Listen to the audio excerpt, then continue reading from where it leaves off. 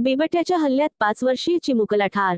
संजय नगर तालुका केशोरी जिल्हा गोंदिया येथील अंश प्रकाश मंडळ वय 5 वर्ष या चिमुकला मुलगा दिनांक 25 सप्टेंबर 2015 ला पहाटे 5:30 वाजता अंगणात लघुशंकेसाठी उठला. आजी अर्चना जोडू मंडल हिच्या सोबत घरासमोरील अंगणात तो लघुशंकेकरिता गेला असता. याच्या दरम्यान दबा धरून बसलेल्या बिबट्याने अंशवर हल्ला चढवला. चिमुकल्या अंशची मान पकडून बिबट्याने त्याला 15 मीटर फरफटत नेले. ती जोराजोराने ओरडू लागली. घरा शेजारील लोक धावून आले.